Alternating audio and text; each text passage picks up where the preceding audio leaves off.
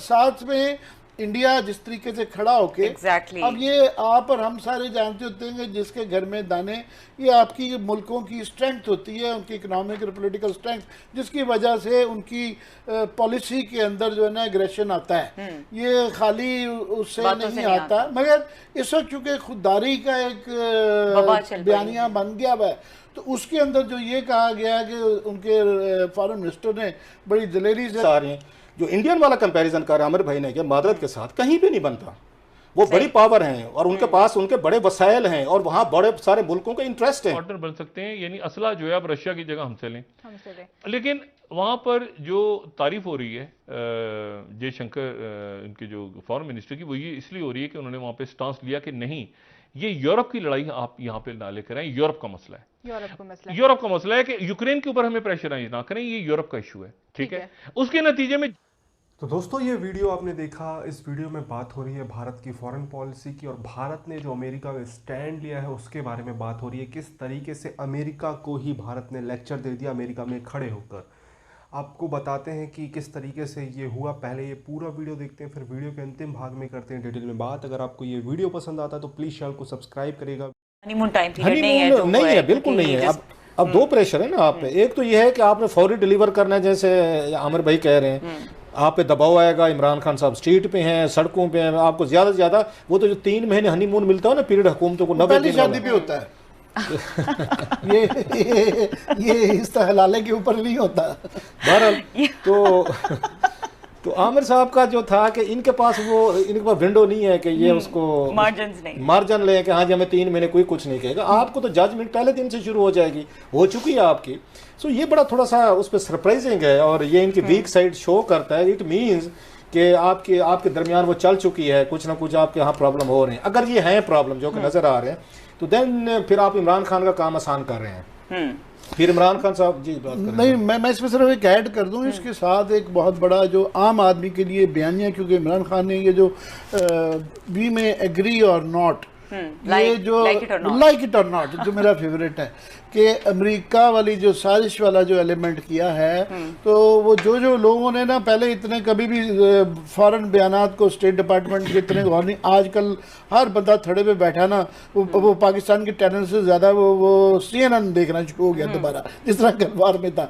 तो ये जो ऑप्टिक्स आए हैं ना कि इंडिया के साथ, इंडिया के फॉरेन मिनिस्टर के साथ अमेरिकन स्टेट डिपार्टमेंट खड़े हो गए, कह रहा है कि आप पाकिस्तान को अपने दहशतगर्दी के खिलाफ इकदाम करने होंगे। इस वक्त इंडिया भी इल्ज़ाम नहीं लगा रहा, अफगानिस्तान भी नहीं लगा रहा। इस वक्त हमारे पे इल्ज़ाम बहुत कम है कि हम दहशतगर्दी के लिए करें, हम दाखिली मसाइल से पढ़ें।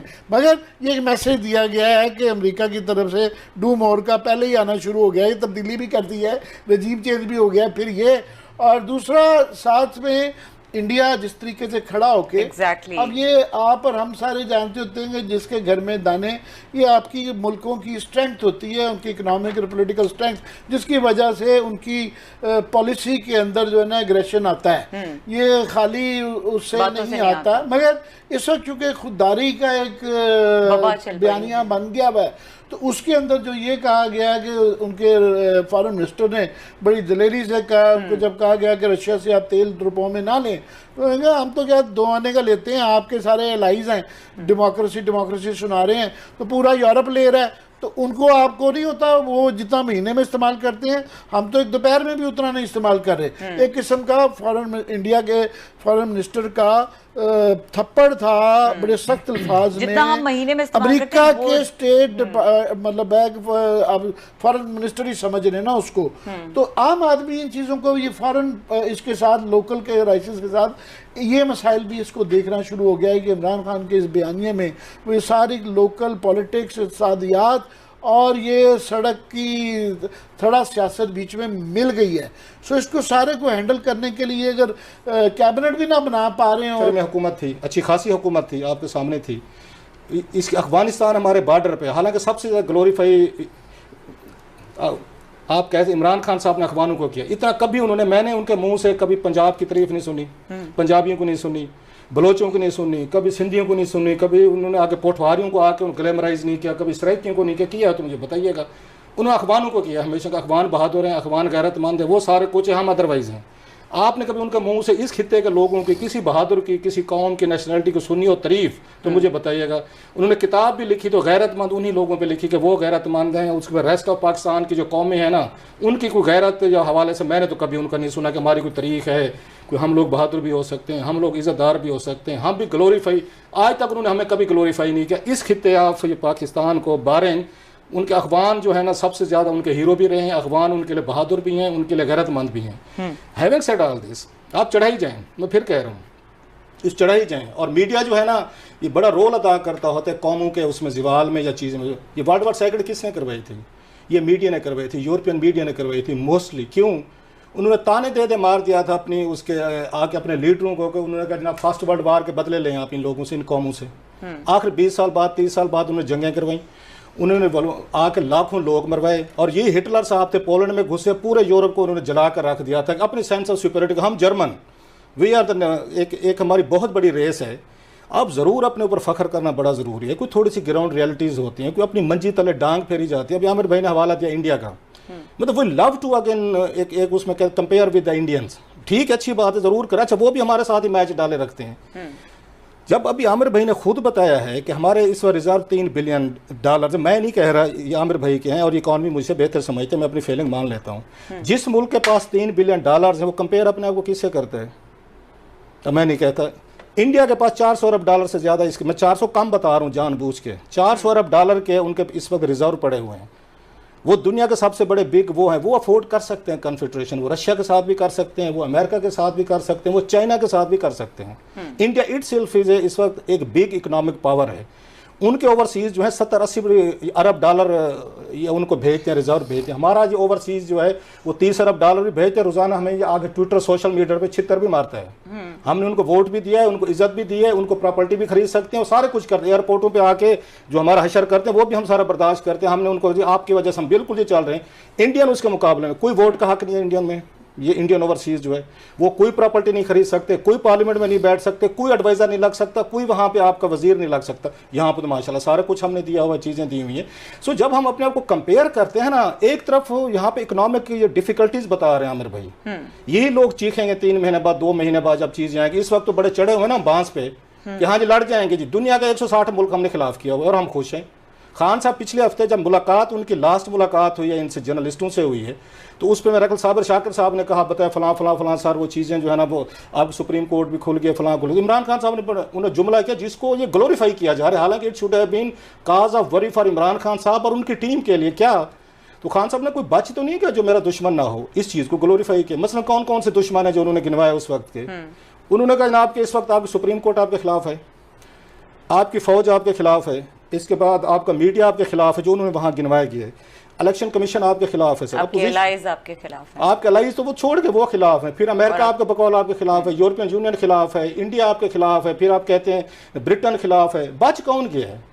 आपने अगर इतने सारे सेगमेंट ऑफ सोसाइटीज को आपने, जी सर मां बच गई, आपने इतने सेगमेंट ऑफ सोसाइटीज को आपने अगर अपना दुश्मन बना लिया है, आपने पॉलिटिक्स करनी है, आपने ग्लोबल पॉलिटिक्स करनी है, आपने इंटरनल पॉलिटिक्स करनी है, और इस चीज़ को आप ग्लोरीफाई करते जाएंगे कि $3 अरब हमारे अकाउंट में पड़े हुए हैं और दुनिया से हम जंग लड़ने जा रहे हैं। और खान साहब के इसी चीज़ में खुश हैं कि जनाब क्योंकि पाकिस्तान में माचो स्टाइल है ना, चलता है। मैं भी अभी बैठ जाऊँ ना, अभी मैं आपको बताऊँ खान साहब की मैं दुनिया जहाँ की 2000 तारीफें करके ट्वीट डालूं, मेरे 10,000 रीट्वीट आएगा। मैं अगर ये कहूँगा कि सर इस मुल्क कौम और 22 करोड़ लोगों के लिए लीडरशिप को सर्टेन टाइम्स में थोड़ा सा कंट्रोल रखना पड़ता है अपने आप को।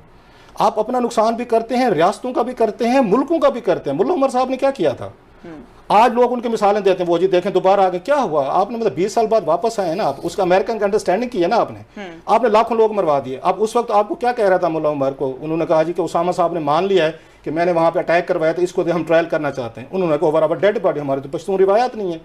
आपने लाखों लोग मरवा दिए, वहाँ पे बेचारे औरतें बच्चे कितने मरे, कुछ ईरान में गए, कुछ हमारे पास है। उन्होंने आके कैंपों में उन्होंने आके बेचारों का जो हाल हुआ, फिर दुनिया भर के UNHCR से आपने डोनेशन लेकर उनका खाना पीना पूरा किया। आप इसको कहते हैं जनाब के गैरतमंद हैं, उनको ग्लोरीफाई करें। आपको तो उन बेचारों से हमदर्दी होती है, मुझे होती है कई दफ़ा।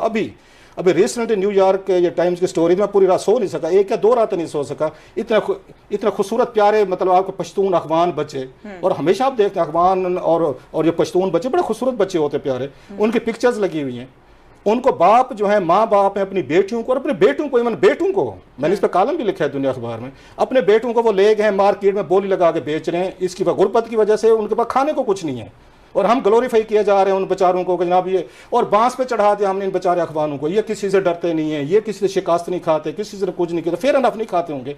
But what about those children of the lesser guard, जिनको अपने पेरेंट्स उठा के उनको मार्केट में ले गए, जिनको बोली लग रही है, बस हमारे बच्चे हैं, आपकी आंखों के सामने अपने बच्चे आ जाते हैं, इतना प्यारे बच्चे की पिक्चर, बाप उसको उठा के गया और उसकी बोली लग लिया और वहां पे कोई मेरा 100-200 लोग जो है ना उसकी बोली लगा रहे हैं।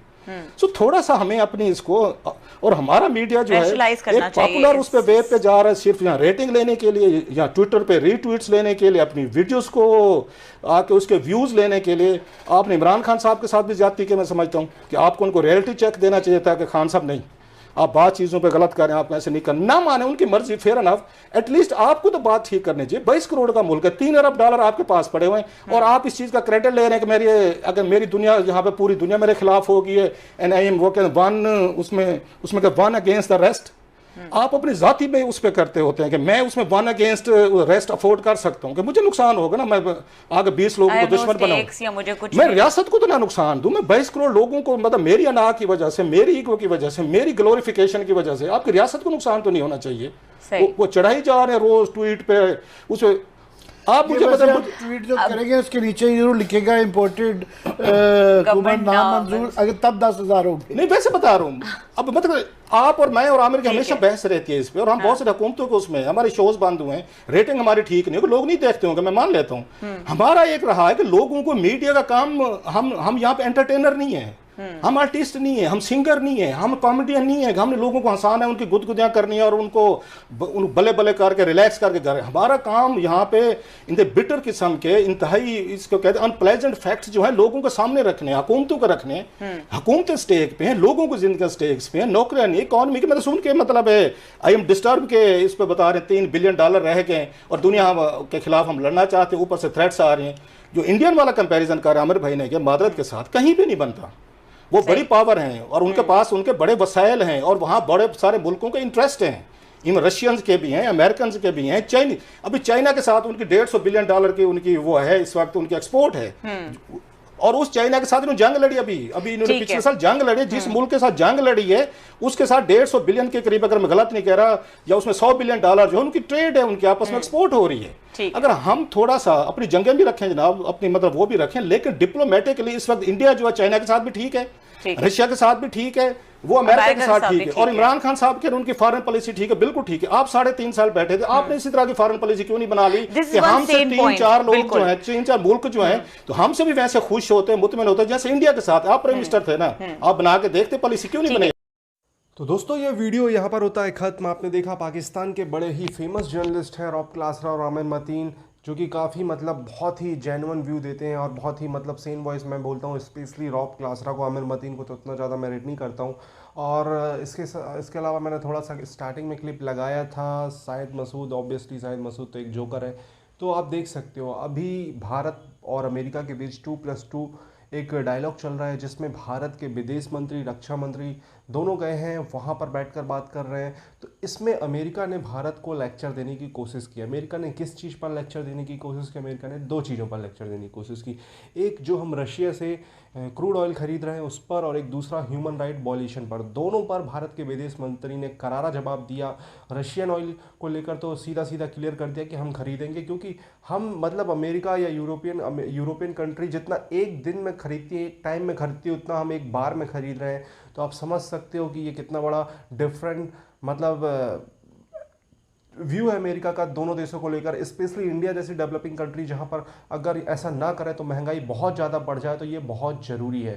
तो दोस्तों आपको बता दूं कि पाकिस्तान इस मामले को लेकर भारत की तारीफ़ कर रहा है, और ये काफ़ी ठीक बात है अगर तारीफ़ कर रहा है तो। अब एक चीज़ और मैं बताना चाहूँगा कि भारत ने ह्यूमन राइट्स वॉल्यूशन को लेकर अमेरिका को वहीं पर करारा जवाब दिया है। आपको बता दूं कि भारत को अमेरिका लेक्चर दे रहा था कि किस तरीके से मतलब यहाँ पर जो भी आपको पता है कि प्रोपेगेंडा कितना ज़्यादा फैलाया जाता है इंडिया को लेकर, उस प्रोपेगेंडा को लेकर अमेरिका लेक्चर दे रहा था। भारत के जो विदेश मंत्री ने वहीं अमेरिका में जो हाल ही में आपने देखा कि फायरिंग वगैरह हुई, उन चीज़ों को लेकर और बहुत सारी चीज़ों को लेकर अमेरिका को लेक्चर दे दिया, जो कि बिल्कुल सही है, क्योंकि ये पाकिस्तान कंट्री नहीं है जो कंट्री दबेगी, वो जो मतलब डिपेंडेंट रहती है अमेरिका, चाइना, इन जैसे देशों पर। भारत की वो स्थिति नहीं है। तो दोस्तों ये वीडियो खत्म होता है। आपको ये वीडियो कैसा लगा प्लीज़ कमेंट में अपनी राय दें। चैनल को